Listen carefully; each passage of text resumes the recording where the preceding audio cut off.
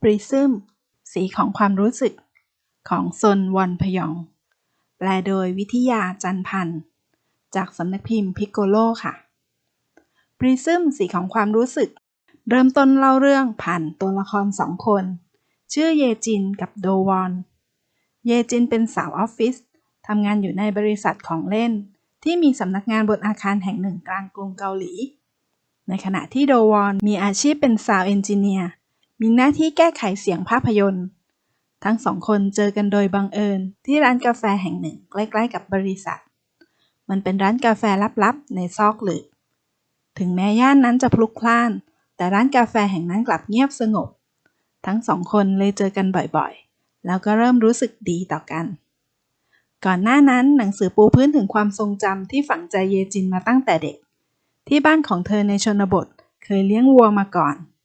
มีลูกวัวตัวหนึ่งที่เธอรักมากถูกขายไปพ่อนำเงินจากการขายลูกวัวตัวนั้นไปซื้อเครื่องเขียนสวยๆให้เธอหนึ่งในเครื่องเขียนเหล่านั้นมีอันนึงเป็นปริซึมทรงสามเหลี่ยมพีระมิดแม้จะเสียใจที่วัวถูกขายไปแต่ข้าวของเหล่านั้นโดยเฉพาะปริซึมก็เป็นเสมือนตัวแทนของลูกวัวตัวนั้นเธอหลงไหลแสงที่ถูกส่องผ่านปริซึมและกระจายออกเป็นสีรุ้งเธอมีความทรงจำทั้งดีและร้ายเกี่ยวกับเจ้าปริซึมนั้นและความทรงจำเหล่านั้นทำให้เกิดความรู้สึกฝังใจว่าของที่รักมากสุดท้ายแล้วจะทำให้เราเจ็บเธอเลยไม่ให้ความรู้สึกรักเต็มร้อยกับอะไรอีกรวมทั้งการที่เธอได้พบกับโดวอนในครั้งนี้ด้วยซึ่งโดวอนก็รู้สึกเหมือนกันเขารู้สึกชอบความสัมพันธ์แบบมีระยะห่างแบบนี้แค่บังเอิญพบกันตอนกลางวันได้นั่งจิบกาแฟข้างๆกันรู้สึกดีๆต่อกันแต่ไม่สานต่อมันไปมากกว่านั้นและในตอนที่ความสัมพันธ์ของทั้งคู่ยังไปไม่ถึงไหนผู้เขียนก็เปิดตัวละครอีกคู่หนึ่ง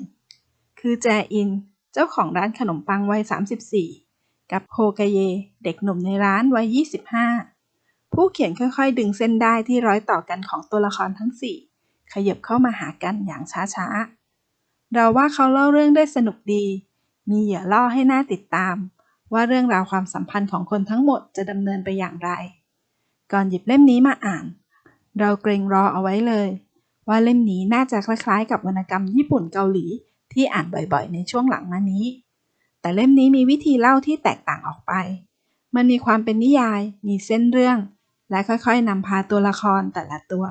เดินสเปะสปะไปบนเส้นทางชีวิตของพวกเขา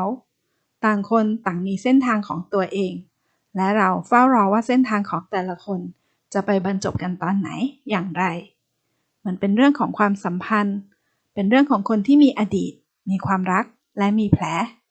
เราชอบบทบรรยายในหลายๆตอนที่ผู้เขียนบรรยายความรู้สึกของตัวละครตรงนี้ทั้งผู้เขียนและผู้แปลทำเอาไว้ดีมากมันทำให้พล็อตเรื่องที่ไม่ได้หวือหวาน่าติดตามขึ้นมากเราไม่ได้อ่านหนังสือแล้วหลงรักตัวละครมานานแล้วเราชอบโดวอนชอบความรู้สึกตอนที่เขาชอบอยู่คนเดียวเราชอบความรู้สึกของคนที่คิดว่าตัวเองจะโดดเดี่ยวหากพอมันเกิดขึ้นจริงกลับมีความสุขที่ตัวเองโดดเดี่ยวในขณะที่เยจินเองเราก็ชอบความคิดของเธอซึ่งจริงๆก็คือความคิดของผู้เขียนที่ถ่ายทอดออกมาเธอบอกว่าตอนที่แอบชอบคือตอนที่ดีที่สุดแล้วเพราะเมื่อคนสองคนตกลงคบกันและค่อยๆสร้างโลกส่วนรวมขึ้นมาโดยต่างฝ่ายต่างพยายามเปลี่ยนแปลงตัวเองโลกแห่งความฝันอันหวานหอมจะกลายเป็นโลกแห่งความจริงดังนั้นเราจึงชอบความสัมพันธ์ครึ่งๆกลางๆที่ไม่ก้าวไปข้างหน้าของคนคู่นี้มันเป็นการเล่าเรื่องที่นำพาไปให้เรารู้สึกแบบนี้เชียร์คู่นี้แต่ไม่เชียร์ให้พวกเขาไปไกลเกินกว่านี้ซึ่งทั้งหมดนี้ก็เป็นเพียงแค่ช่วงต้นของเรื่องแม้ว่าช่วงหลังตัวตนทั้งหมดนี้ของตัวละครแต่ละคนจะแตกต่างออกไปเปลี่ยนแปลงไปจากจุดเริ่มต้นแต่เราก็ว่าเขาดำเนินเรื่องไปสนุกอยู่ดีเล่มนี้มีฉากโรแมนติกอย่างไม่น่าเชื่อว่าจะพบในหนังสือเล่มบางๆแบบนี้เป็นโรแมนติกที่ใจละลายดีจังไม่ได้อ่านงานโรแมนติกมานานมากแล้วเป็นความรู้สึกที่เกิดขึ้นบ่อยๆตอนที่เด็กกว่านี้จู่ๆก็เพิ่งรู้สึกว่าเราไม่ได้อ่านงานแบบนี้มานานแค่ไหนแล้ว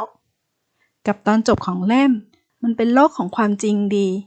ที่บางความสัมพันธ์ก็จบลงแบบค้างคาใจแต่บางทีนะการอ่านนิยาย